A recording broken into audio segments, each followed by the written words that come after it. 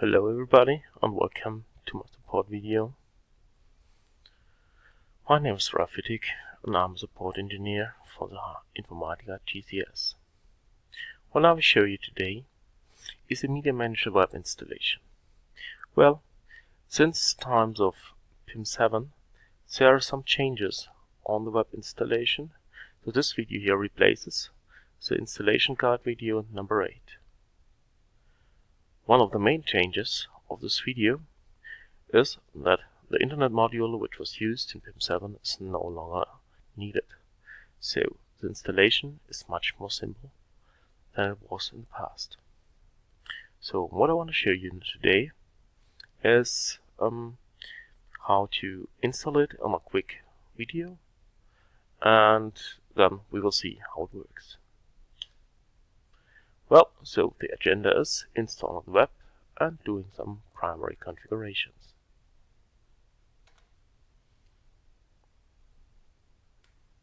So let's start on the machine here. What we have here is an installation folder. You see the main DVD, just already linked it. There's the setup, there's the WinApp package. It will take the full installation. This is the OpenSG web server here for Windows. Well, we can extract it here.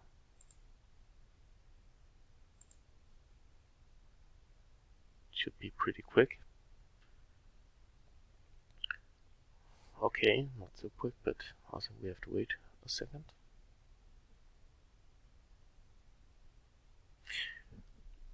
Well, the main changes of the new installation is that there's a Hibernate interface now, which is used to view through the web interface. So in the past there was also an interface called XOB, which was the XML object server, which is no longer in use since PIM8.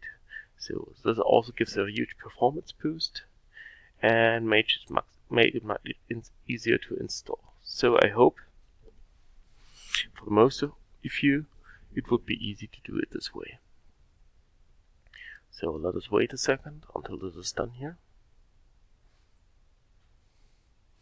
So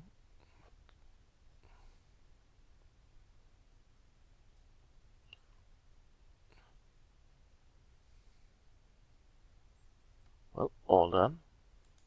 Let's go in here. You will see this is a structure here. I will move it to my install directory because for me it's easier to handle it. I've already created a link here. The other parts are already installed. Just moving it here. And let's open the web server. So what you see here is also Session Manager was obsolete now.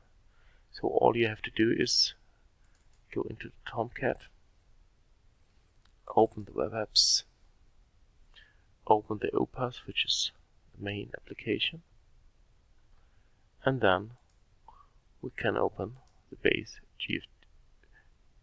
CFG. Well, with an editor you will see two parts, Oracle and MS SQL.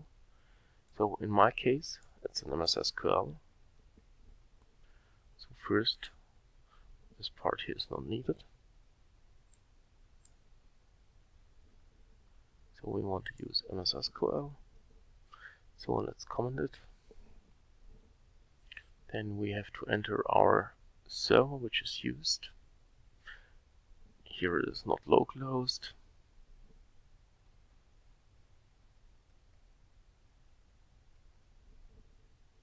I will tell them which server it is.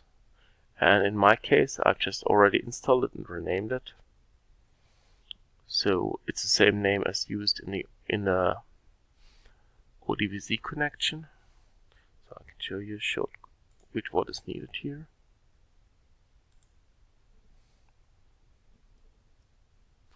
ODBC data source. This is this configuration here. It's 805. Here I've already done my setup. And what I need is this name here, OPASDB 805. That's the same name as I used during the ODBC installation. So all I have to do is 805. So, but during the installation, because of the restriction of the server, I've already changed the password here.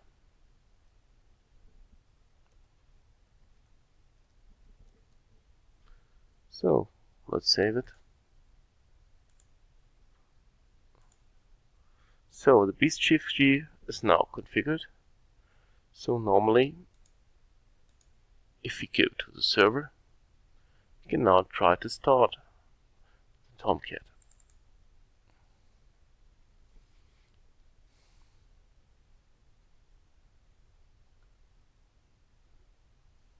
We see it's launching the application. We can ignore the warnings, not important for us. So server started. So the easiest check is just to take a browser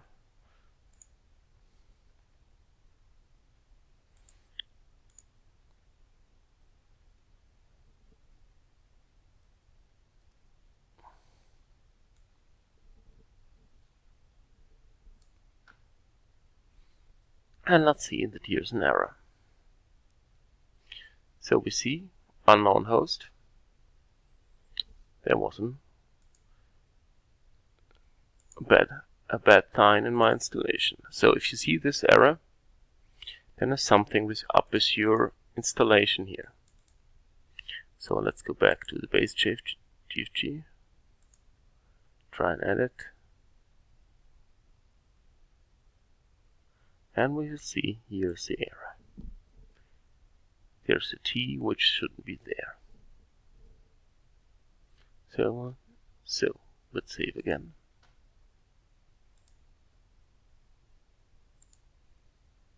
Start again.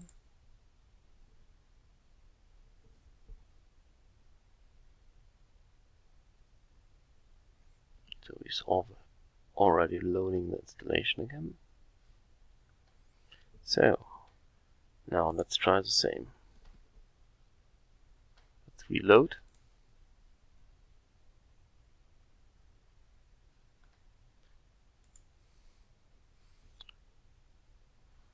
So next issue. So you see, as long as the installation isn't working correct or the database connection is not correct, all the time you will run into the errors.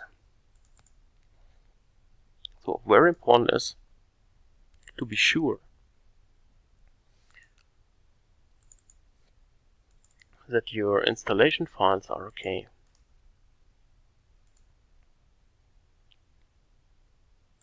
And here we have the next issue, you see. So I've shown you that because we have a lot of issues in the past where this error was shown. So it is really important to take a note that this database configuration is correct. This is the only point where your installation can get wrong. So let's try again.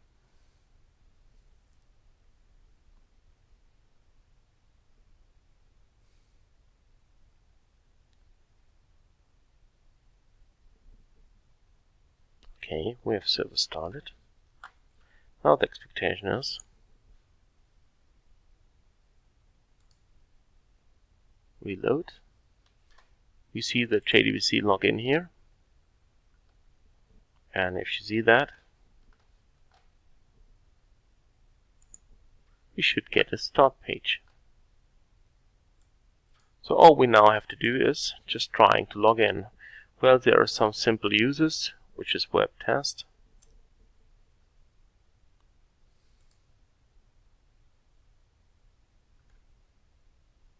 Looks good. So we can view here. We'll also see images. That is fine. And for example, the interface user, which is used for the sample data of HPM.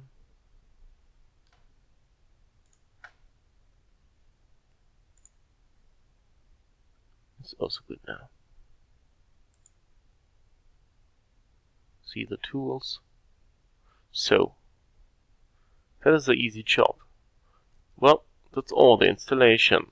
Well, all you have seen, the only thing which can be wrong is your database connection didn't match. So the next step will be just to shut down the Tomcat, move to your application again, move to the bin folder.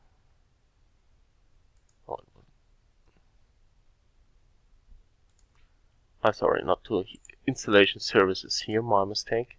So normally only run the installation or uninstall service, and then it should be available in your services. So it's an easy batch. So if you want to rename the server installation, you can do it easily in the batch files or in the config files.